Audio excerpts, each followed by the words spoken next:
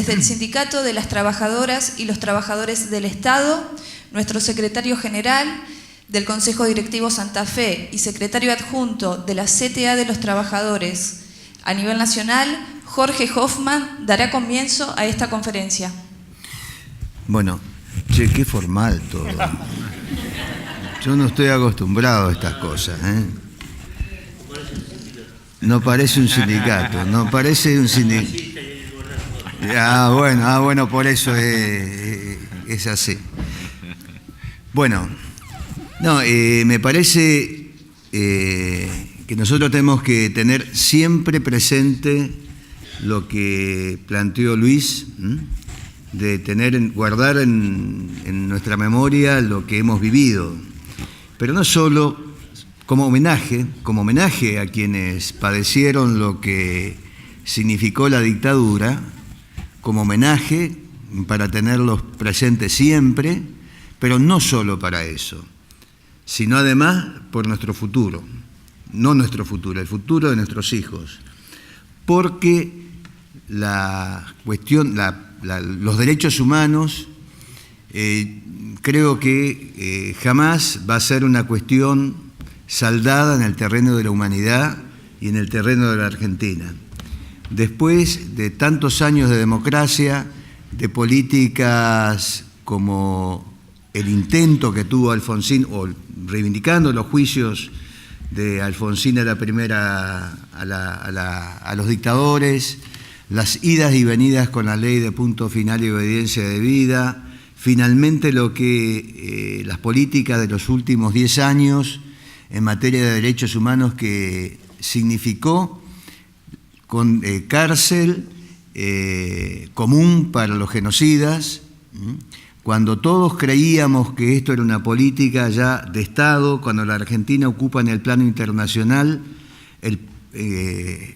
uno de los primeros lugares en el reconocimiento de su política de derechos humanos, aparece la Corte Suprema de Justicia con una virtual amnistía con el 2x1. Es decir, que la lucha no finalizó, la lucha continúa. Tampoco es casualidad la absolución de Blaquier,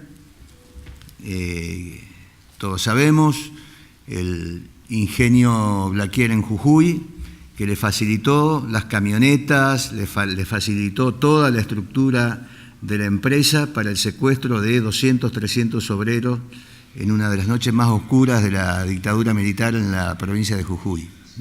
Esta justicia, estos jueces todavía no han aceptado lo que significó el genocidio en la Argentina. Por eso digo, me parece muy bien que en cada acontecimiento lo tengamos presente. Si no lo tenemos presente por nosotros, lo tenemos que tener presente por nuestros hijos. Bueno, este acontecimiento. Todos sabemos que nosotros tenemos una larga trayectoria en materia de capacitación, de formación para el mundo del trabajo. Todos sabemos que hemos articulado en ese sentido actividades con distintas universidades, con la Universidad de Rosario, de Entre Ríos, hemos hecho algunas actividades allá lejos y hace tiempo con la UBA, y fundamentalmente con la Universidad del Litoral, con quien nos une, además, no me gusta llamar una sociedad, porque una sociedad suena a una especie de convenio comercial. Hemos constituido una comunidad a partir, en materia de capacitación, desde el año 91, y a partir de nuestra relación con el predio desde el 2002, en un acuerdo que va a perdurar durante aproximadamente 70 años desde su firma. Ha sido, es y será un vínculo muy fructífero para nosotros, la relación con todas las universidades, y digo en particular con la Universidad Nacional del Litoral, con quienes llevamos adelante tecnicaturas a distancia, donde la plataforma, la tecnicatura a distancia se da exclusivamente a través de nuestra plataforma, donde estamos llevando adelante de forma periódica distintos cursos. Y ahora en particular venimos también desde hace tiempo, del 2013, en una particular relación con la Universidad de Avellaneda. Y ubicamos esta particular relación con la Universidad de Avellaneda como un salto que creo tiene trascendencia en el desarrollo de la historia de la vida universitaria. Yo siempre digo que nosotros somos la historia. Nosotros, como seres comunes como nosotros, eran los que integraban los ejércitos de libertadores de San Martín, de Belgrano, eran así, como nosotros. Así que nosotros estamos construyendo la historia, somos parte de la historia. Yo digo, la Universidad Argentina, con la reforma universitaria del 18, sin ninguna duda, fue una reforma que democratizó la universidad, una universidad oscurantista, oligárquica, clerical, con una formación absolutamente acrítica y estructurada. Permitió la participación de los estudiantes, de los graduados, de los docentes. Fue inclusive la reforma universitaria un modelo adaptado por muchísimos países latinoamericanos. En el 48 hay otro hito en la historia de la Universidad Argentina, que fue la creación de la Universidad Obrera. Universidad Obrera que no era solo su título, sino que precisamente para ingresar a la Universidad Obrera había que ser obrero. Era la clara expresión de un país que quería construir un modelo industrial, un modelo del trabajo, con trabajadores, con técnicos, con conocimiento, argentinos. Fue otro hito, y una universidad que permitía la gratuidad a los obreros argentinos. Y en el 49, noviembre del 49, es un hito trascendente que la historia lo ha relegado, que la historia no lo coloca en el lugar que debería estar, porque fue un hito el hito más importante de la historia de la Universidad Argentina, que fue la gratuidad. Con la reforma universitaria se democratiza de alguna manera la universidad, y no fue un hecho menor. Este hecho que reivindican con tanta fuerza y legitimidad nuestros compañeros y amigos radicales. Fue un hecho que nosotros no debemos subestimar, como sí desde los sectores no vinculados al peronismo ningunean, niegan la trascendencia de la gratuidad de la universidad a partir del año 49. Hoy no son muchos los lugares en el mundo que el acceso a la universidad es gratuita. Obama terminó de pagar su carrera universitaria siendo senador de uno de los Estados Unidos. En Estados Unidos no existe la universidad gratuita, como en la mayoría de los países europeos. O en todo caso, la gratuidad está vinculada a la calificación de quien ha hecho el cursado de la etapa anterior al ingreso de la universidad. Es decir, con proceso de selección, con concepciones elitistas. Esa fue otro hito que la historia debería poner en valor. Y hay una cuarta etapa de la construcción del modelo universitario argentino que tiene que ver con la década pasada, pero tiene que ver además fundamentalmente con esta actividad que estamos presentando hoy. En la década pasada se terminó de construir, de tener universidades en cada una de las provincias argentinas.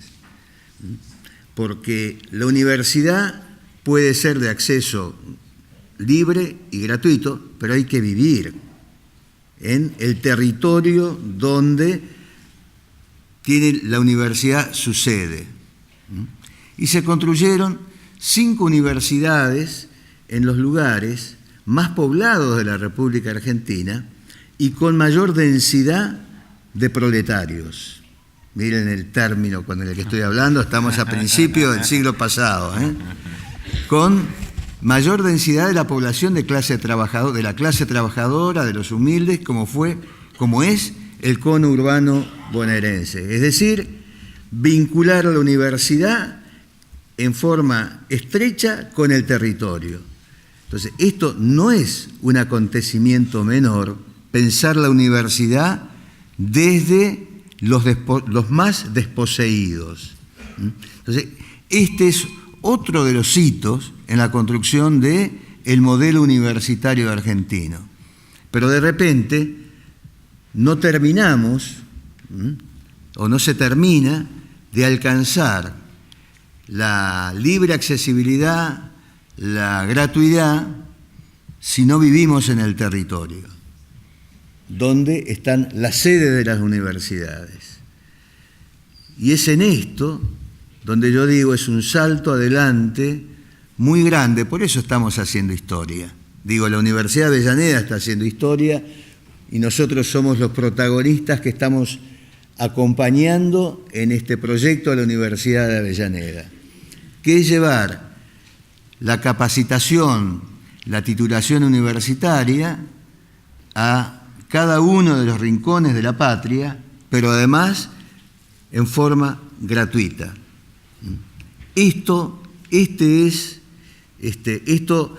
Este modelo, sin ninguna duda, no alcanza, porque no todas las carreras se pueden hacer a distancia, convengamos,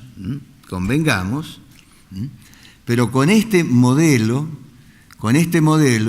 sí se puede sostener que hay derecho al acceso a la universidad de todo el pueblo argentino.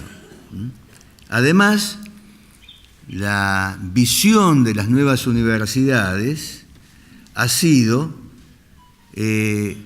sostener la calidad no como el fin o en el fin de la carrera, la calidad en quienes llegan a los tramos finales de una carrera como una especie de carrera darwinista donde van sobreviviendo los que mejores condiciones tienen en función de su formación de antes del ingreso a la universidad. Charlábamos hace tiempo, quizá en el 2013, el esfuerzo que ponen estas universidades, no en la retención, entre comillas, sino en la necesidad, el derecho que se tiene no solo a acceder a la universidad, que ese es un derecho que se tiene, sino el derecho a aprender en la universidad. El derecho a aprender. Y ese derecho a aprender no es el modelo donde, bueno, vos tenés esta posibilidad, estás igual ante todo y te las arreglás, sino del acompañamiento a quienes acceden a la universidad para poder, no digo nivelar, sino brindarle las herramientas necesarias para acceder a un conocimiento superior. No digo nivelar, pues bueno, todos acá creo que, o la mayoría, hemos estado en la actividad que desarrollamos con Fray Beto, donde planteaba esta concepción de Paulo Freire, de que el conocimiento no está en manos de los que están acá y los que están allá. El conocimiento no está en manos de la universidad y los que cursamos la universidad nos sometemos a ese conocimiento. El conocimiento está en todos, está en todos. Acá está el ingeniero Calzoni, que es uno de los mejores rectores de la Universidad Argentina, pero cada uno de nosotros sabemos cosas que el ingeniero Calzoni no sabe. Es un ignorante total, ¿eh? Es un ignorante total. Yo le digo, a ver, que vaya a atender algún enfermo al hospital a ver cómo se desenvuelve, ¿eh? Que haga de asistente escolar para cuidar a los chicos, mantener en condiciones las escuelas, ¿eh? Renunciaría a los 2 minutos. Lo echarían en los 2 minutos, ¿eh? Entonces, no es... Tampoco sabe. Y de fútbol además no es hincha de Colón, es hincha de Independiente, así que tampoco tiene mucho conocimiento de lo que son los mejores equipos. No, digo esto para terminar, de que esto es lo que estamos construyendo. Esto es lo que estamos construyendo. Una etapa superior del conocimiento, del acceso a la universidad. Lo estamos haciendo con una universidad con la que compartimos estos valores de no solo la accesibilidad a partir de tener las puertas abiertas, sino la accesibilidad a partir de entrar en cada uno de los hogares de los trabajadores, hacerlo de manera gratuita, conformar un equipo de tutores que acompañen el proceso de aprendizaje, y además vamos a aprovechar para aprender mucho de aquellos que van a ser o son alumnos de la Universidad de Avellaneda, porque todos tenemos algo para dar, todos tenemos algo para dar, cada uno de nosotros tiene mucho para conocer de cada uno de los otros. Por otra parte, y finalmente, somos conscientes de las dificultades que tenemos todos para llevar adelante un proceso de 3 años. Todos somos trabajadores, en general tenemos familia, tenemos hijos. No es fácil, no es sencillo, pero tenemos vocación. La inscripción, más allá de que después de la inscripción es necesario cumplir con todos los requisitos propios de una inscripción universitaria, de las dificultades que después existen en el camino para sostener el proceso. Nosotros hemos tenido en las 2 inscripciones alrededor de 700 inscripciones. Ese solo hecho. Sabemos que no vamos a tener 700 egresados, pero yo digo, ese solo hecho, que haya 700 compañeros de ATE o vinculados a ATE o en su gran mayoría de ATE, demuestra claramente de que hay algo adentro, hay un fueguito adentro que manifiesta el deseo de formarse.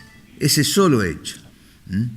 No alcanza solo ese hecho, pero ese solo hecho, 700 compañeros, de los cuales 500 y pico deben ser de ATE, porque además cabe agregar que no hemos hecho difusión pública a través de los medios públicos, lo hemos hecho solo a través de nuestra prensa, de nuestros medios, la difusión, así que ese es un hecho de suma valoración.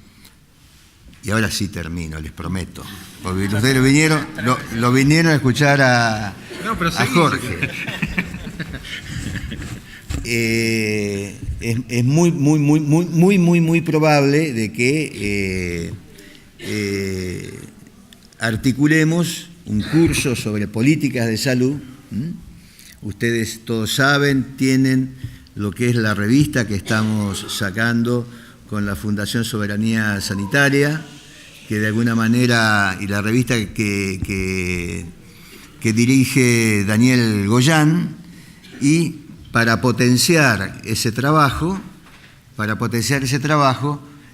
estamos viendo de un curso de 4 o 5 meses y de que otra vez vamos a golpear las puertas de la Universidad de Avellaneda para que la Universidad de Avellaneda nos dé una mano en esto de potenciar nuestra revista y formarnos, no solo quienes están en salud, porque la política de salud es una cuestión transversal que nos abarca absolutamente todos. Bueno, disculpen la extensión, muchas gracias y vamos a escucharlo a...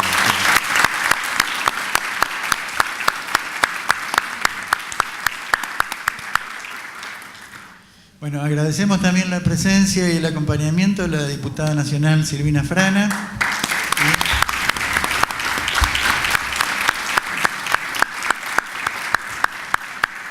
Y la diputada provincial Patricia Chalvo.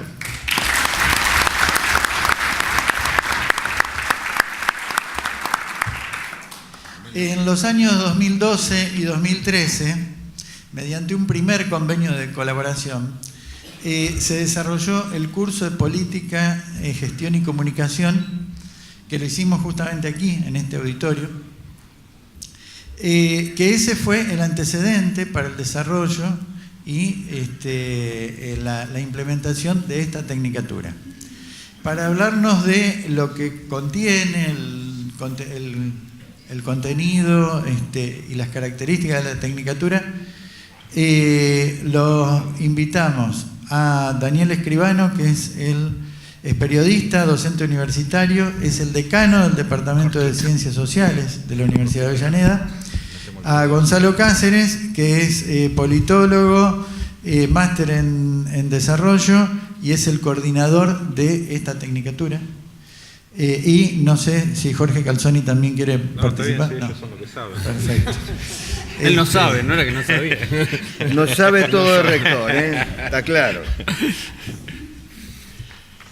Bueno, buenos días. Antes que nada, el agradecimiento a las autoridades de ATE Santa Fe por la afectuosa recepción que tuvimos. La verdad que nos sentimos en casa. Quería simplemente comentarles una cosa. Esto que está ocurriendo tiene que ver con algo que podemos titular territorios de derechos.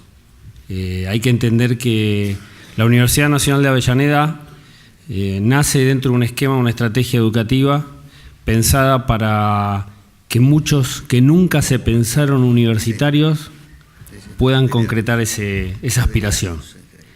Y por eso recién, escuchando un poco lo que decía Hoffman, los 700 u 800 inscriptos de ATE ya se pueden sentir universitarios. Eso ya de por sí es una cosa para destacar. La Universidad Nacional de Avellaneda nace hace 7 años, éramos 6 carreras y 700 estudiantes. Este año tenemos 35 carreras y 15.000 estudiantes.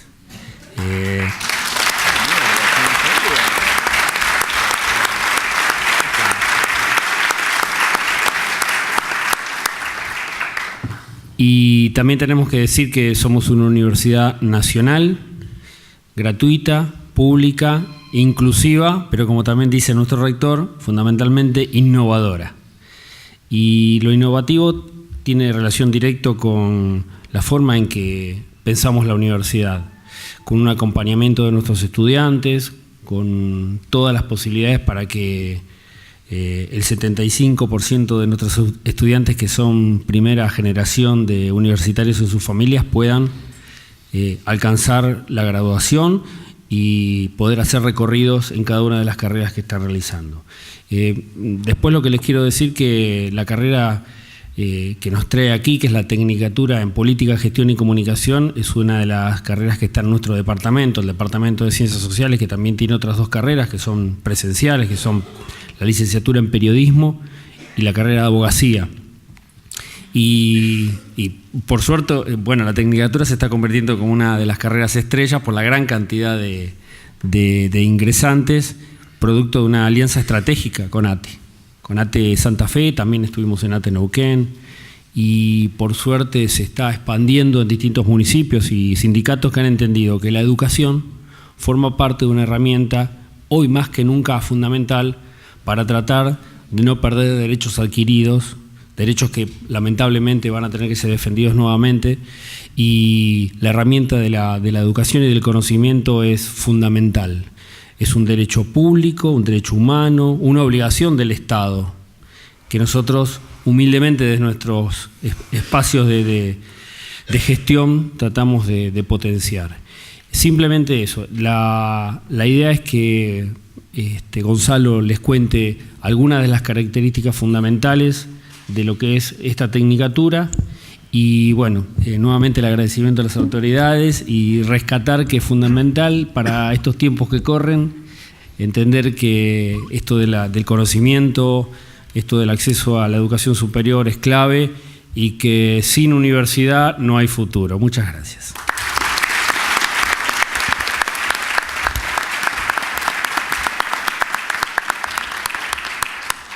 Bueno, hola a todos. Voy a tratar de ser muy breve porque después tenemos un rato largo para conversar ya sobre la carrera. Les voy a pasar un video institucional y no antes les quería decir que, bueno, agradecer, como decía el decano, a todo el apoyo que ha brindado ATE. Esta carrera surge de un esfuerzo que hizo ATE en el año 2012 con el acompañamiento acá del rector, que es muy importante, ¿no? Siempre tener un acompañamiento institucional que nos permita crecer, que creo que esto es bueno para la universidad, porque reafirma un perfil en el cual el rector siempre hace hincapié, que es una universidad volcada hacia el hacer, sin dejar de lado el saber, ¿no? Acompañando, como decía también el secretario general hace un ratito, a los trabajadores, y construyendo conocimiento, como siempre decimos en el intercambio que tenemos con los compañeros en las aulas. El conocimiento lo construimos entre todos, el conocimiento se construye en cada cursada es diferente, y cada cursada hace que nosotros aprendamos como docentes, que ustedes también incorporen nuevos conocimientos y consoliden esas prácticas, porque esas prácticas que ustedes tienen como trabajadores son las prácticas que hacen al saber. Y eso es lo que nosotros tratamos de rescatar. Así que lo vamos a presentar formalmente a Jorge Fabián Calzoni, que es ingeniero en construcciones e ingeniero civil, especialista en gestión de la educación superior y magíster en gestión de la educación superior. Fue docente y ocupó cargos directivos en la Universidad Tecnológica Nacional de Avellaneda, y luego fue el primer rector organizador designado al crearse la universidad. Luego fue elegido para un nuevo periodo por la Asamblea Universitaria. Durante ese periodo, además, fue presidente de la CUMAR, que es la autoridad de la cuenca Matanza-Riachuelo, de gran importancia en esa zona del conurbano, y también dirigió por un periodo el Consejo Interuniversitario Nacional, el CIN. Lo invitamos entonces a Jorge Calzoni, ya amigo de ATE, compañero de todos nosotros, a dar esta conferencia inaugural de la Tecnicatura, que además es un espacio de formación para todos los aquí presentes. Bien. Bueno, buenos días a todas, a todos. Gracias, Jorge. La verdad que uno se siente en casa. Yo le preguntaba, porque uno va adecuando a veces las cosas que va planteando de acuerdo al diálogo que establece, ¿no? Hace muy poco me pasó algo dramático, no uso más PowerPoint, porque estaba explicando un PowerPoint y me estaban pasando otro, hasta que uno me avivó, me dijo la cuarta carilla, dice, no tiene nada que ver lo que estás diciendo con lo que está ahí, y dije, bueno, estamos en problema, así que no uso más PowerPoint. Bueno, un poco la idea de esta charla era tomar algunas de las cosas que se plantearon acá, pensar el tema de las universidades hoy, en el contexto actual, en un contexto de un Estado cambiante. Yo le decía a Jorge, digo, esta tecnicatura está pensada, en realidad fue pensada para Santa Fe. Fue pensada, me acuerdo, una vez nos fuimos a una comida con Eric Calcaño y el Chivo Rossi, que eran los dos compañeros diputados, y nos plantearon el tema de las comunas de Santa Fe, ¿no? Y que era complejo a veces la gestión, y era complejo el tema de cómo la política con la gestión, con la comunicación se vincularan. Y empezamos a pensar algunos seminarios, Y de esos seminarios se hizo aquel primer acuerdo que se desarrolló acá mismo, y después surgió la tecnicatura. O sea, nació sola la tecnicatura, un gran trabajo de Gonzalo, y bueno, el acompañamiento que ha tenido el departamento con Daniel para transformarla a distancia. Y tenemos la primera bibliografía, no sé, por ejemplo, el módulo de historia lo preparó Galazo, no lo preparó cualquiera, digamos, tiene un fuerte sesgo, ¿no?, importante. Y bueno, Eric en lo que es economía, que es una autoridad, digamos, y bueno, y así se fue armando esto. Y en realidad para nosotros es un orgullo poder esto. Había por ahí una de las preguntas que nos hacían: ¿cómo se vincula el mundo del conocimiento con el mundo del trabajo? Para los que nos sentimos trabajadores están vinculados de por sí, pero hay como un sesgo a dividir, ¿no? Yo creo que el siglo XXI es el siglo de lo multidisciplinario. Nosotros somos gente de otro siglo, venimos del siglo XX, entonces nos formamos en una disciplina, nos formamos en un oficio, en una disciplina, en una cosa más sesgada, y eso se está perdiendo. El ministro de Educación dice algo que a mí me gustaría debatirlo. Digo, yo no discuto a las personas, me gusta discutir las políticas, ¿no?, las políticas públicas. Y él dice: vamos a tener a lo largo de nuestras vidas 7 empleos que aún no fueron creados. Eso lo dijo algún gurú para quedar bien. Vieron que dicen cosas que son incontrastables, son indemostrables. Pero bueno, la realidad es que yo cuando miro para atrás, no hubo 7 empleos en los últimos 20, 30 años, no lo hubo. O sea, la ingeniería sigue siendo ingeniería, la medicina. Lo que sí aparecen distintas formas de construir el conocimiento, y lo que sí aparecen distintas formas de cómo se va estableciendo la realidad laboral, ¿no? Todos dicen, bueno, no va a haber más camioneros, va a haber robots que manejen y todo ese tipo de cosas que uno escucha. La verdad que es cierto parte de estas cosas, pero nada garantiza que existan 7 empleos que aún no fueron creados y que tengamos que formar de acuerdo a la demanda de un mercado que es cambiante. Entonces las universidades en ese sentido no tendrían razón de ser. O sea, ¿qué estaríamos formando? Entonces uno forma con 2 o 3 ejes fundamentales. Primero, formamos un ciudadano y ciudadana para ejercer sus derechos ciudadanos.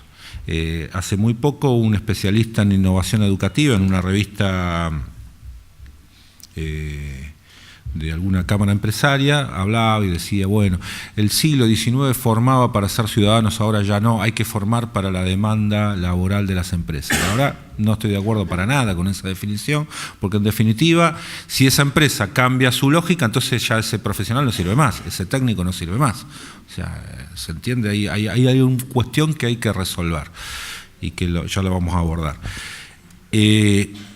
Entonces, digamos, la universidad no va a cambiar en esa lógica, va a seguir formando primero ciudadanos y después va a formar en una técnica y en una profesión con bases sólidas. Todas las carreras tienen una base, en el caso nuestro, en las ingenierías llamamos ciencias básicas, ciencias aplicadas, y después hay elementos complementarios, conocimientos complementarios. Lo mismo pasa en las distintas carreras, ¿no?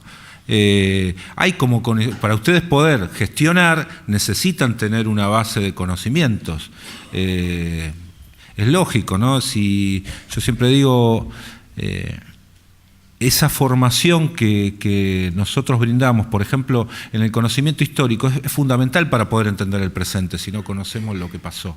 Entonces, aparece la historia en esto. Ahora, ¿por qué aparece la historia o la geografía? Tiene que aparecer necesariamente, porque si no es muy complejo. No es lo mismo gestionar en Santa Fe que en Tierra del Fuego, que en Jujuy. Ahora, las herramientas son parecidas.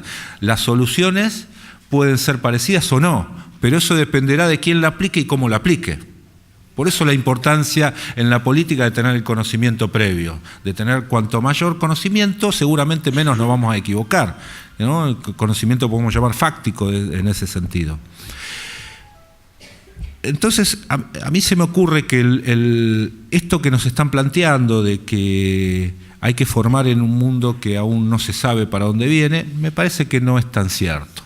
De todas maneras voy a hacer, y permítanme, estoy creo que entre compañeros y compañeras, voy a hacer algún análisis político. Yo siempre digo, en el año, cuando cae el muro de Berlín, ¿no? Allá por el 89-90, el capitalismo pensó que había ganado una batalla, ¿no? Ese mundo bipolar del siglo XX terminaba, y siempre se me ocurre decir que en realidad ahí se empezó a fisurar los cimientos del capitalismo, con la caída del muro de Berlín. O sea, el comunismo cayó, pero también se empezó a fisurar. Y creo que estamos en una etapa de transición. Y lo que está en riesgo hoy son los propios Estados-nación. Hoy está cuestionado, incluso por las propias corporaciones que ya no necesitaban a su Estado-nación que los defendiera de la amenaza comunista. Entonces se liberaron los muchachos y pueden hacer lo que quieran. Entonces pasan por encima de los Estados-nación. Le pasó a Obama mismo, ¿no? Que no pudo instaurar un simple sistema de salud. No lo pudo instaurar. ¿Por qué? Porque las corporaciones farmacológicas, de salud, de lo que es la salud privada en Estados Unidos, se lo impidieron. ¿Qué pasó con eso? Un cambio muy brusco de un gobierno a otro, pasó eso. Fíjense en lo que está pasando hoy bueno, el triunfo de Trump creo que tiene que ver con eso, con alguna cuestión de agotamiento de determinadas políticas, y aparece un emergente, extrañísimo para todo, por la parte imprevisible, que bueno, veremos qué pasa, lo que pasó en Francia con Macron, ¿no? Muchos se quieren, hay candidatos nuestros que viven, se pintan como, se peinan como Macron, porque piensan que pueden ser, ¿no? No, dije, no, hombre, yo no fui. Pero bueno, tiene que ver con la posibilidad de esto de ver que en el agotamiento de un sistema político, que como venía y como lo teníamos visualizado, se cae y aparecen emergentes, que pueden ser buenos o malos. ¿No? Pueden ser buenos o malos, no estoy haciendo no lo estoy juzgando. Lo que digo es que hay un cambio. Entonces, evidentemente estamos en una etapa de transición. Venimos de un encuentro, le contaba a los compañeros anoche, del Vaticano, donde se discutió con otras universidades católicas privadas el tema de la globalización y el Laudato Si. Vieron que es un libro que escribió el Papa Francisco, donde habla fundamentalmente del tema ambiental. Pero ese libro, más allá de lo ambiental, lo que habla en el fondo es de economía. Si el capitalismo sigue en este proceso salvaje de solamente obtener recursos económicos sin importarle las consecuencias sociales, ambientales que tiene ese desarrollo económico, evidentemente el mundo está en peligro. El mundo está en peligro. Eso es lo que nos alerta el Papa. Yo debo confesar que ahí fui invitado medio extraño, porque no soy muy católico. Soy católico, me bautizaron, tomé la comunión, todas esas cosas, pero no soy un católico practicante. Me llevaron un poco para discutir, para poner algún personaje que discuta un poco, que debata, y en realidad en ese debate surgieron cosas interesantes. La verdad que me traje algunas cuestiones que por ahí podemos compartir. Entonces el Papa habla de la cultura del encuentro, ¿no? Que la única manera de salir de ahí, y habla de la cultura del diálogo. Ahora, para que exista cultura del diálogo tiene que haber dos elementos. Uno es un elemento ético y el otro es un tema de igualdad. No hay diálogo entre desiguales, tiene que haber igualdad para que exista diálogo. Acá nos hablan de diálogo, pero es el diálogo del patrón al empleado y no ese es el diálogo, no hay diálogo ahí. ¿No? Ahí hay otra cosa, digamos. Ustedes saben más que yo de esto. Tiene que ver con otra cosa. El diálogo se da en igualdad de condiciones, entonces para eso tiene que haber también una ética del diálogo. Eso es lo que nos falta a veces. Y en ese planteo de la globalización se van vislumbrando un montón de cosas. Se repiten esto que decía también el ministro de los empleos que no. Y se confunde innovación con tecnología. Pareciera ser que toda la innovación son las computadoras. La verdad que no hay ninguna innovación. Las computadoras pueden ser más veloces, menos veloces. Es una herramienta, punto. No está la innovación en eso. Y la tecnología no es innovación. Son dos conceptos absolutamente distintos. La innovación tiene que ver con otras cuestiones que uno va incorporando a las metodologías, a los procesos, incluso a las herramientas. Pero no es eso, ¿se entiende? Son dos cosas muy distintas. Me tocó hace poco debatir con el ministro de la Modernización de la Ciudad de Buenos Aires. Un pituco, así, Andy Freire se llama.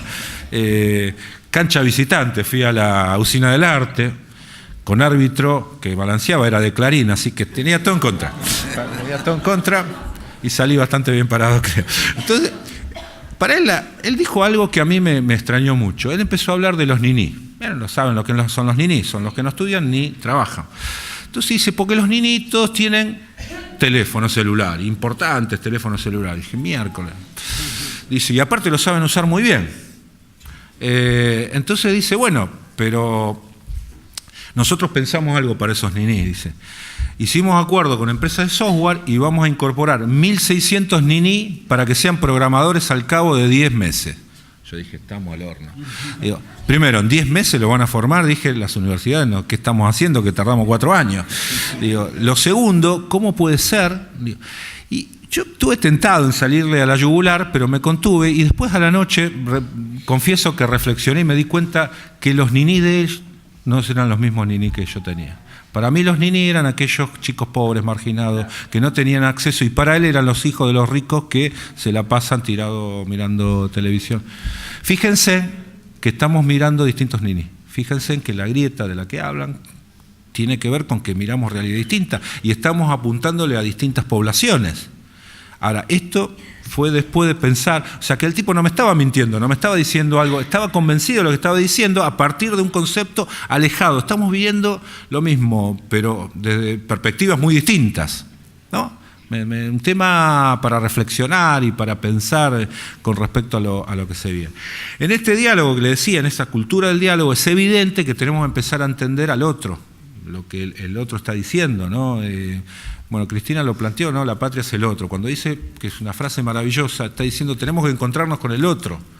Tenemos que poder entender. Ahora, en ese sentido, nos cuesta a todos nos cuesta, ¿no? Porque se está viendo al otro como un enemigo, se lo está viendo como alguien con quien cotejar.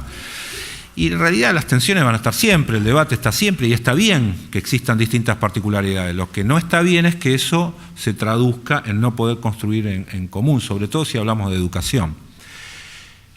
Esa globalización que se discutió ahí, ese tema, y retomando el hilo de lo que se viene en el mundo, yo creo que afecta básicamente al tema educativo. Y en esto hay, si ustedes prestan atención a algunos artículos que están saliendo en los últimos tiempos, los 2 últimos años, alguien lo dijo ahí también en ese encuentro, decía, por ejemplo, yo soy economista, pero por ejemplo, si hay un docente de Harvard que da una clase de la misma clase que doy yo, es muy probable que pasen acá una clase de él y sea mejor que la mía. Ahí le saltaron algunos. Y en realidad creo que se está pensando en algunos lugares la docencia enlatada, o sea, que no hagan falta los docentes. No es casual algunas cosas que se están viendo, no es nada casual. Tiene que ver con eso. Entonces, me parece que ahí, más allá de la defensa de los docentes, hay que defender qué es la construcción del conocimiento. Acá aparece un concepto que me parece que es clave de ver, ¿no? Mientras estas corrientes neoliberales que lo único que buscan la rentabilidad económica, es decir, bueno, cómo bajo costos y veo planillas Excel, en ver otro tipo de cuestiones. Más allá del acercamiento que tiene que ver, Jorge lo decía muy bien, nosotros tenemos un sistema, la carrera a distancia no es que vos te metés en una computadora y haces todo solo, no, tenés un acompañamiento, tenés una tutoría, tenés un seguimiento y tenés alguien que te va perfilando cómo podés avanzar. No es cualquier cosa, es una modalidad distinta a la presencial, pero en el fondo es una modalidad, es una construcción. Entonces nosotros desde nuestra universidad definimos algunas cosas. Daniel hablaba de innovación. La construcción del conocimiento es eso, se construye. No es que viene un docente, se para adelante, tiene todo dado, dice todo lo que sabe, uno escribe, como nos educamos nosotros, escribimos, y después me toman el examen donde tengo que contar lo mismo que el tipo me contó. No hay construcción de conocimiento, a lo sumo transferencia, ¿tá? Que es un concepto distinto, o sea, uno recibe y devuelve lo mismo que recibió, no está construyendo. La construcción del conocimiento se da de otra manera. Voy a dar un ejemplo. Un ejemplo es Adrián Paenza. ¿Vieron algún programa que tiene Paenza de matemática? Los matemáticos lo matan a Paenza. Yo estuve con Patricia Sadowski hace poco y le decía, che, pero está bueno lo que... No, me dijo, eso no es matemática. Es cierto que no es matemática. Él le aplica mucho de lógica. Pero ¿qué hace él? Él pone un problema, busca con los chicos cuál es la solución a ese problema y después explica cuál es la teoría que lo resuelve. Ahora, si yo le digo, mire, la teoría de Pitágoras es tal cosa, A cuadrado más B al cuadrado igual a C al cuadrado, listo, lo copio, listo. Y no sé para qué sirve. Son horribles las matemáticas así. Por eso a la mayoría no le gusta la matemática, porque es horrible. Ahora, si yo le pongo un problema, mire, tengo que hacer una pared ahí y necesito un triángulo rectángulo, ¿cómo lo construyo? Y aplico Pitágoras para construirlo, estoy construyendo conocimiento. No se va a olvidar nunca más de Pitágoras. Además, la obra lo he aplicado. Todo el mundo lo puede entender. Eso se llama construcción del conocimiento. Cuando uno construye con el otro a partir de un problema y busca las soluciones a partir de la teoría que existe, está inventado, y si no está inventado se empieza a resolver. Le contaba, nosotros tenemos una investigación en curso en la universidad con el doctor Trainini, que es el doctor Trainini era el director del Hospital Perón de Avellaneda. Ese hospital, para cualquiera que vaya por allí puede ir a visitar, ahí estuvo Evita, internada en sus últimos días, ahí fue donde votó Evita. Hay una foto famosa y ese cuarto donde votó ella está tal cual. O sea, se puede ir a visitar, el que ande por Avellaneda, avisa, lo llevamos a verlo. Y el doctor Trainini es un cirujano de prestigio internacional, director del Hospital Perón, asume la gobernadora Vidal y lo jubila. Entonces, ¿qué estaba haciendo él? Desarrollando una investigación dentro del hospital, y él llegó a determinar que el corazón, todos creemos que el corazón tiene, él dice que no sé de salud, pero ahora voy a demostrar lo contrario, tiene dos movimientos. El corazón tiene dos movimientos, ¿no? Este movimiento y este, ¿no? El sístole y el diástole. Y bueno, él está demostrando que tiene tres movimientos, que hay una torsión y que se estira el corazón y se envuelve, ¿no? Como una toalla. Y que hay todo un sistema de succión y de expulsión de sangre y que puede llegar a cambiar la cuestión cardíaca en el mundo. Esta investigación la está haciendo con otros investigadores extranjeros. Empezó en España. Al investigador que empezó en España no le dieron bolilla, le pensaban que estaba loco, y ahora retomaron eso y lo están desarrollando. ¿Cuál era la preocupación de Trainini? No era la plata, era decir, ¿dónde sigo trabajando en todo esto? Es más, compré los catéteres y demás. Bueno, lo está haciendo en la universidad. ¿Qué le preguntó la ministra de Salud cuando le explicó todo esto? Y él contento le explicó por qué compramos los catéteres. Lo único que le preguntó, cuánto le había salido los catéteres y cómo lo había pagado. Eso es política pública, es decir, la política pública es decir, bueno, para mí es el Excel, cuánto entra, cuánto sale, que lo puede hacer cualquier contador, no hace falta estudiar nada, y lo que de verdad es políticas públicas. Y él lo había pagado, no de los recursos del hospital, sino lo había pagado una beca que se había ganado con su investigación. Y lo puso al servicio, y aparte su orgullo era hacerlo dentro del Estado, y su orgullo era hacerlo en una institución donde, yo puedo contar muchas cosas. La primera operación HIV a corazón abierto la hizo Trainini, porque nadie lo quería hacer, los más veteranos nos vamos a acordar, en la década del 80, cuando aparece el HIV, todos tenían miedo, no querían tocar sangre, bueno, él fue el primero que lo operó. Y en la época del 2000, 2001, con plena crisis, él operaba 2 veces gratis por día cuando nadie quería operar. Nadie quería operar porque los costos eran imposibles. Por esos años se suicida Favaloro.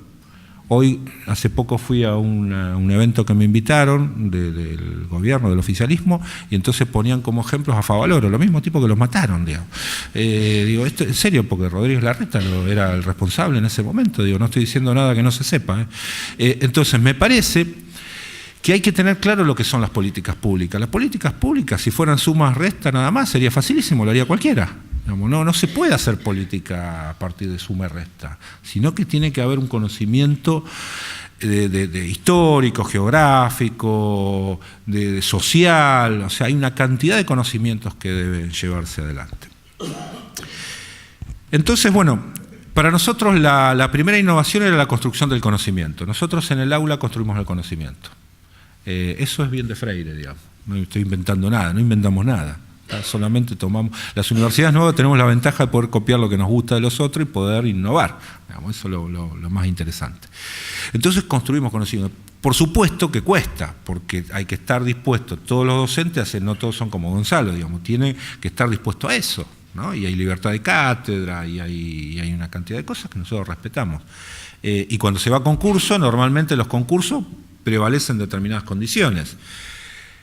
Pero es evidente que no es lo mismo. Incluso si ustedes van a la universidad nuestra, van a ver que los bancos están diseñados de manera tal de que puedan sentarse o individuales o por grupos para hacer trabajos permanentemente de interacción.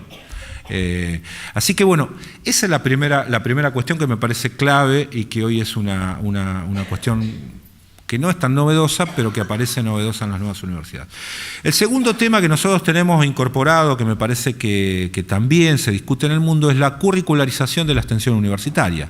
Esto casi como que empezó como un curso de extensión universitaria, y fíjese que termina siendo un hecho académico. Ahora bien, ¿qué quiere decir la curricularización de la extensión universitaria? El sueño del pibe para mí. Nosotros tenemos una asignatura que es obligatoria en todas las carreras, que es el trabajo social comunitario. Ese trabajo social comunitario es trabajo en el territorio. Se hace con instituciones y organizaciones del territorio y se va al territorio. Y tengo una experiencia como anécdota para contarles que es maravillosa. Los primeros pibes se quejaban mucho y decían, ¿por qué yo tengo que ir a la villa? Me dijo uno. Me vino a increpar, me dice, ¿por qué tengo que ir a la villa? Y es difícil cuando uno no visualiza. Bueno, entonces él fue, le pasó todo lo... Cuando uno hace un trabajo, ese trabajo tiene varias aristas. Primero, es multidisciplinario, se mezclan todos. Porque lo importante es eso. Si uno cree que el conocimiento es multidisciplinario, tiene que alentarlo, entonces se mezcla todo. Segundo, si hace algo que sea pertinente, que tenga que ver con la sociedad.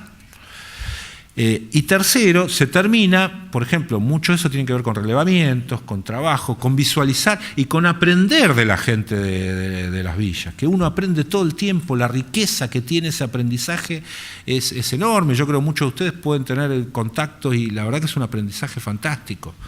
Entonces uno de estos muchachos que me había venido a increpar al principio, tuvo un hecho muy terrible. En un robo le matan al hijo, el tipo estaba destrozado, y un día yo lo llamé. Nosotros tenemos la ventaja de que nuestros estudiantes tienen nombre y apellido, no son un número, entonces tenemos esa posibilidad, digamos. Y lo llamé y hablé con él, y me dijo, mirá, si yo no hubiera cursado el trabajo social comunitario, esta vez estaría pidiendo que los maten a todos y estaría diciendo muchas cosas como yo decía hace un año atrás. El tipo, todo eso le había servido incluso desde el punto de vista de su ayuda para superar un tema terrible. Yo creo que no puede haber nada peor en el mundo que nos pase eso, ¿no? Y él lo había tomado incluso desde el punto de vista, por suerte ahora se recibió, un muchacho grande, ¿no? Por supuesto que trabaja en una empresa también importante y que bueno, logró concretar su sueño de poder terminar una carrera universitaria. Así que ahí hay otra innovación muy importante, que es la curricularización de la extensión universitaria, cosa que no... Ustedes saben que la extensión universitaria nace en Inglaterra alrededor del siglo XV, porque la universidad era muy elitista. La primera universidad del mundo fue la de Bolonia, año 1000 y algo. Y aparece la segunda en el 1100. Y las universidades eran elitistas, era para preparar al clero y a la aristocracia para el gobierno. Básicamente así nace la universidad. El concepto de extensión era decir, bueno, vamos a hacer algo para que la alta burguesía se pueda incorporar de alguna manera. Así nace la extensión universitaria. En Argentina se incorpora fuertemente en 1905 con la Universidad de La Plata, que la incorpora fuertemente, ¿no? A partir de el hecho de tener algún vínculo más con el territorio. Se empieza a consolidar este proceso en el 18 con la reforma. La reforma del 18 tiene características muy importantes como la del cogobierno, la libertad de cátedra. ¿Por qué? Porque era salir, como decía Jorge, del oscurantismo de imponer los contenidos. Entonces, bueno, esa era una manera de defenderse. Hoy está en debate ese tema, pero tiene que ver con eso, ¿no? Y sí es cierto que aparece después a lo largo del tiempo el tema de la gratuidad, ¿no? Algunos reformistas hasta le hacen decir a la reforma que era gratuita. No, es mentira, eso no es cierto. Eso es un decreto de Perón del año 49, del 22 de noviembre, que garantiza la gratuidad, porque si es un derecho y no pueden todos acceder, no termina siendo un derecho. ¿Está bien? Después retomo esto, pero digo, hay como momentos en las universidades argentinas y de las universidades en el mundo que se van como solapando, ¿no? En Argentina, fíjense en que hasta mitad del siglo XX había 7 universidades. Había 7 universidades. Y aparece la Universidad Obrera Nacional, la de Cuyo, que tomó características muy particulares. Fíjense en que con Perón en el año 50 aparece la energía atómica, a partir de un físico que le hizo creer a Perón que podía generar una cantidad de cosas que después se demostraron que no la podía hacer, todavía hoy no se pudieron. Pero ¿qué es lo que tenía Perón? Un pensamiento estratégico de poder visualizar que Argentina con eso podía tener un desarrollo científico-tecnológico, de hecho lo tuvo, y de ahí nace el Balseiros. Balseiro aparece convocado por Perón en el año 54 para estudiar lo que había hecho Richter. Entonces, en ese marco, aparece después que muere a principios de los 60 Balseiro y se hace el Instituto Balseiro. ¿Y dónde cuelga el Instituto Balseiro? De las viejas universidades tradicionales, la de Córdoba, Buenos Aires, Litoral, ya era tradicional en esa época. No, la cuelga de la de Cuyo, que era recientemente creada. Tiene que ver con esto, porque las universidades nuevas tienen esa posibilidad de innovar. Hoy nadie cuestiona el Balseiro, sería impensable, ¿no? Bueno, hoy está ahí, sigue perteneciendo a Cuyo.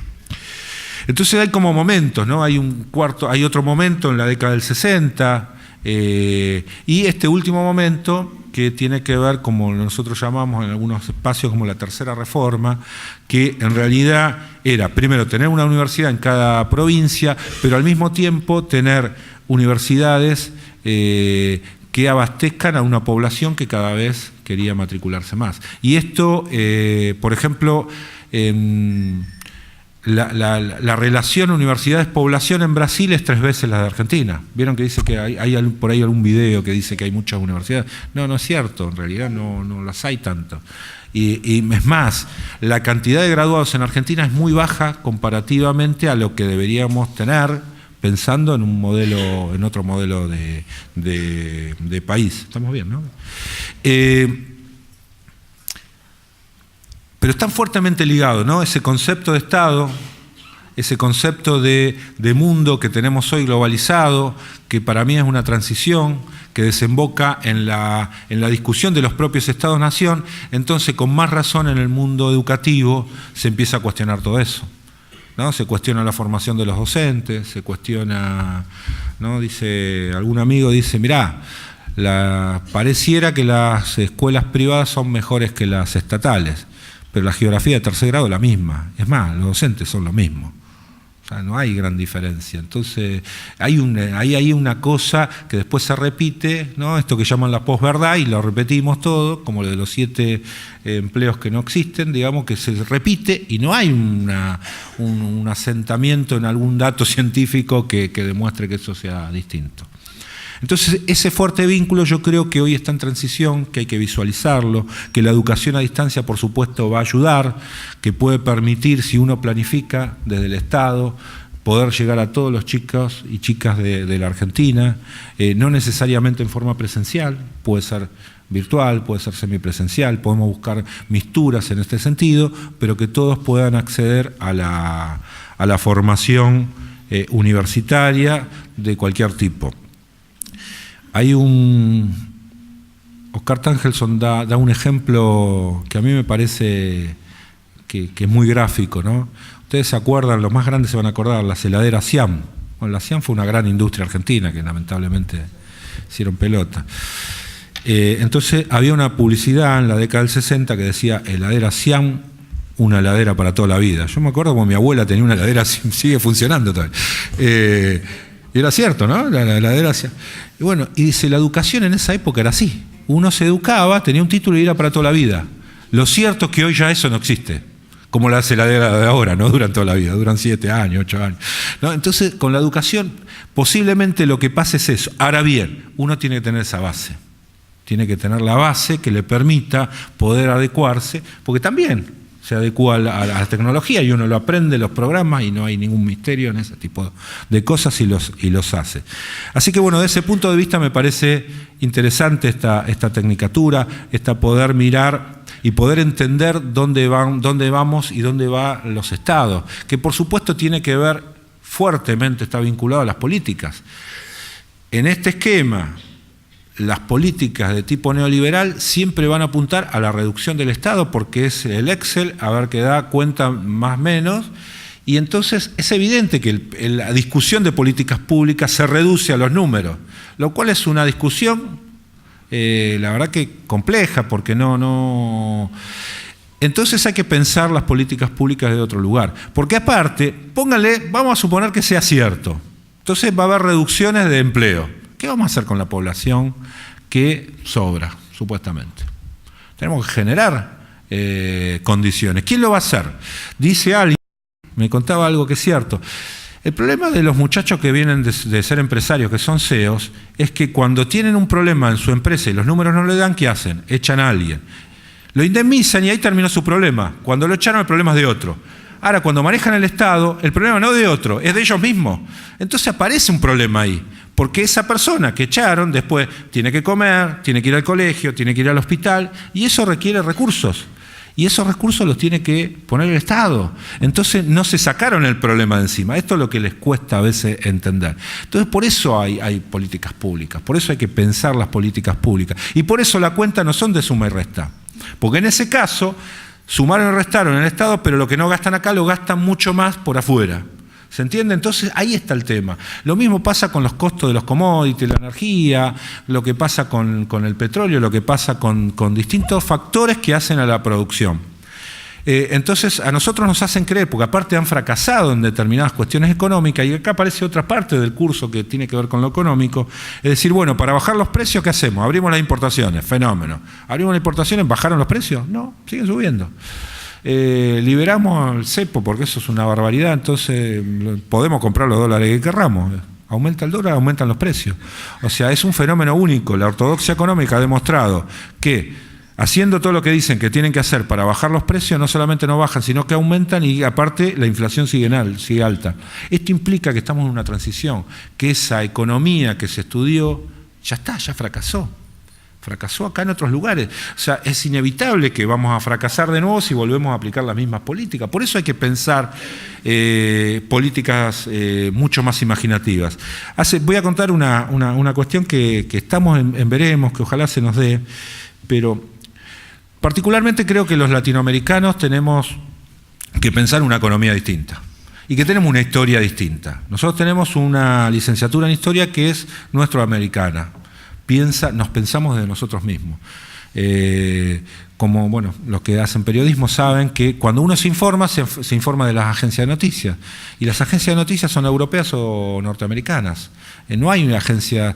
Lo de Telesur fue un intento, pero quedó en un intento venezolano. Lamentablemente hoy es venezolana, incluso lo han sacado del aire. Prensa Latina quedó cubana.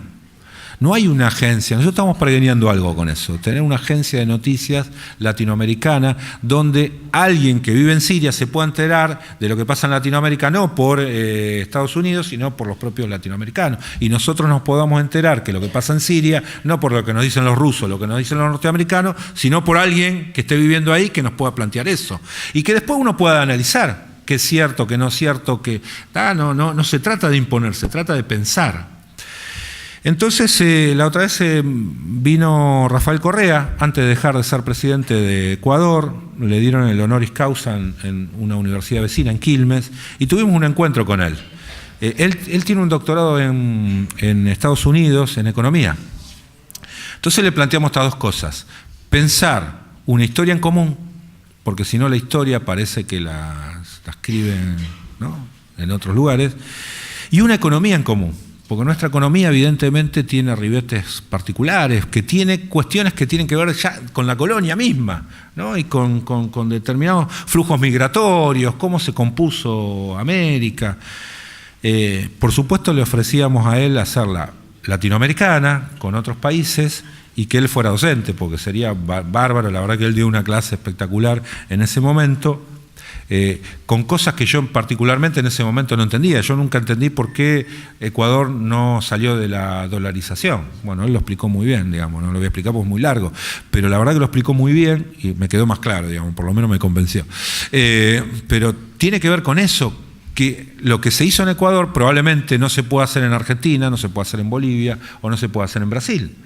Entonces, nosotros tenemos características propias. Ahora, podemos pensar una economía latinoamericana, podemos pensar cosas que nos quedaron en el debe, como un banco para Latinoamérica, como una moneda común, como pensar, sin perder los sesgos identitarios de cada uno de nuestros países, pensar una política como los BRIC, en su momento lo pensó Brasil, a partir de un mundo que debiera ser multipolar, que cree que es unipolar y que se resiste todavía porque no se dio cuenta que perdió esa bipolaridad del siglo XX, que fue con lo que comencé charlando. Y en esa transición de ese mundo bipolar a ese mundo multipolar estamos. Por supuesto va a haber tensiones, por supuesto va a haber infinidad de cuestiones. Y un tema más con respecto a las universidades, que tiene que ver con esto de la desaparición de los docentes. En muchos países se desarrollan a partir de los rankings, que es un tema que también hay que tener en cuenta. Los rankings cuentan números, entonces, y es más, en algunos países se distribuye el presupuesto a partir de los rankings. Una vez me tocó participar en México, invitado por el rector de la UBA, de una discusión de esto. Entonces los tipos que hacen los rankings primero son todos privados. Y los tipos dicen, nosotros medimos. Entonces las mediciones del ranking da, por ejemplo, cuántos premios Nobel tienen. Por supuesto, ninguna universidad argentina, salvo la UBA, podría entrar en un ranking. Otros son las publicaciones en inglés. Las publicaciones en español no tienen peso. Entonces dicen, mire, es muy fácil resolverlo, escriban en inglés, dicen. Sí, es fácil, para los tipos fácil. Entonces, ¿qué es lo que está pasando?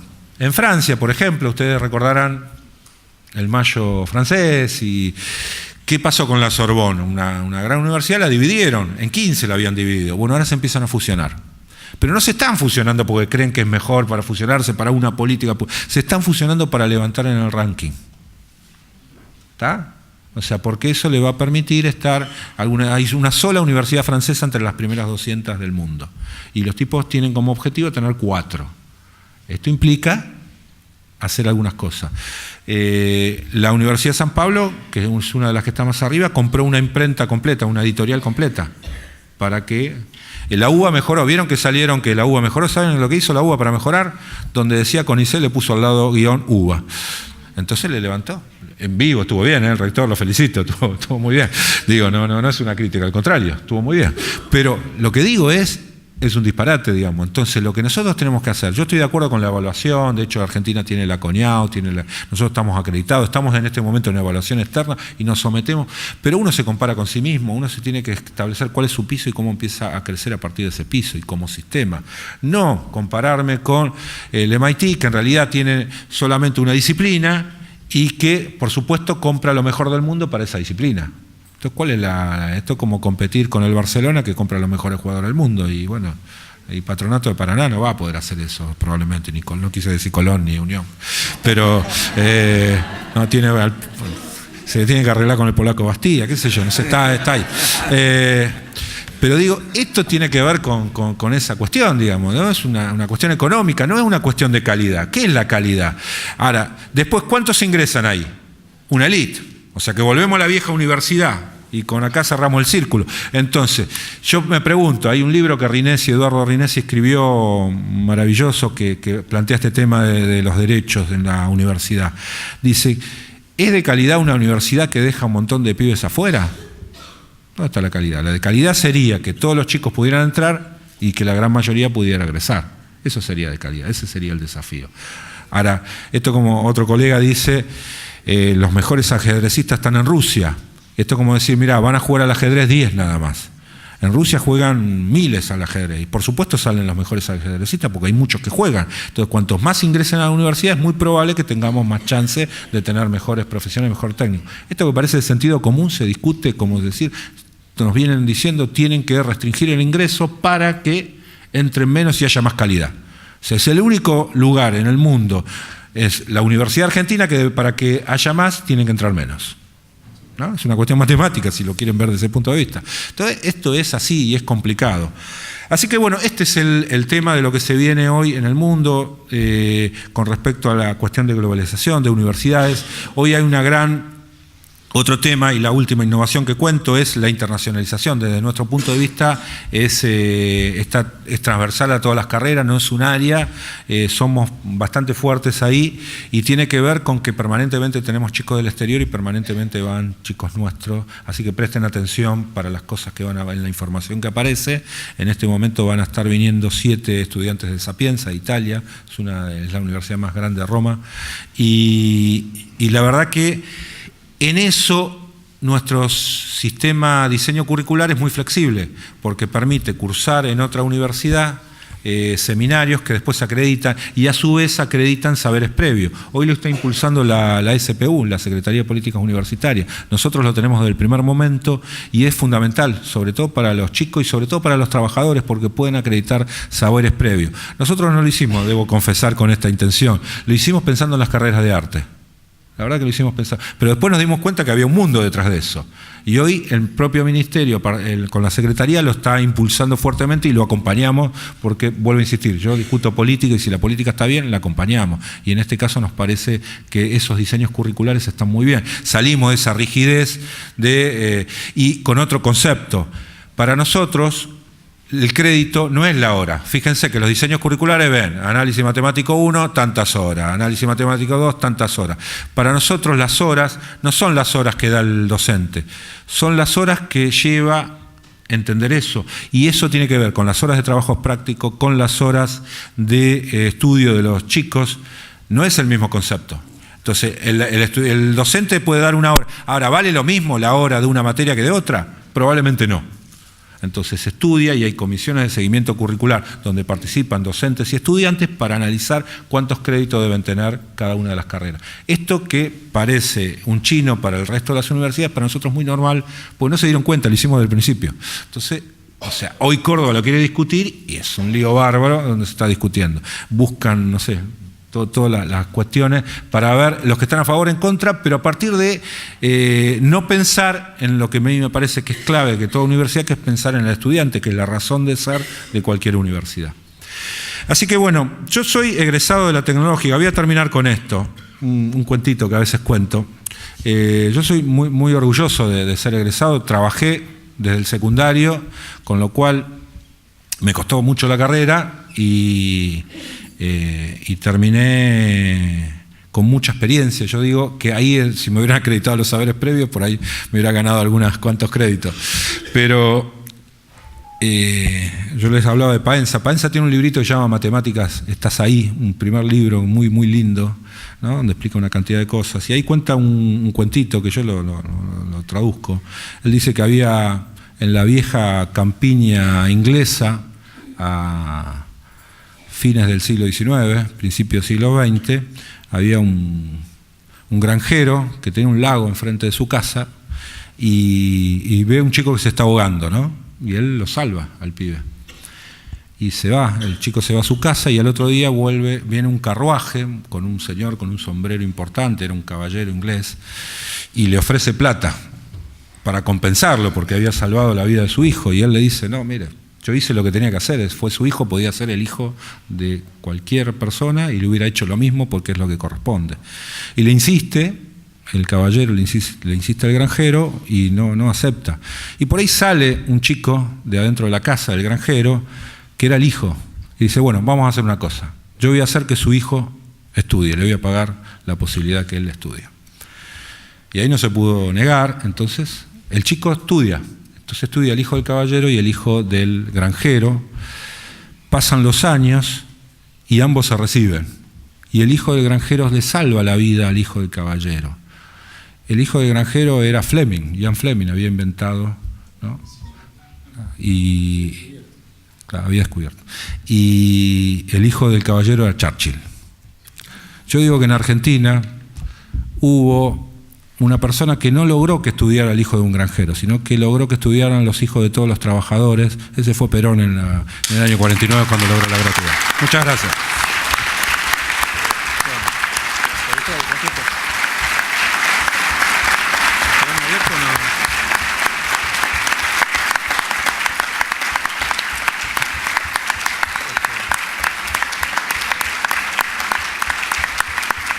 Si lo hacíamos en el litoral, no sé si lo cuento. Bueno, muchas gracias. Bueno, empezamos con mucha ceremonia, mucha formalidad y ahora ya han ido todos los presentadores. Bueno, muchísimas gracias a todos y a todas. Vamos a seguir usando el todas y todos, aunque necesitamos ejercitarlo, como necesitamos ejercitar la memoria, como empezamos este acto.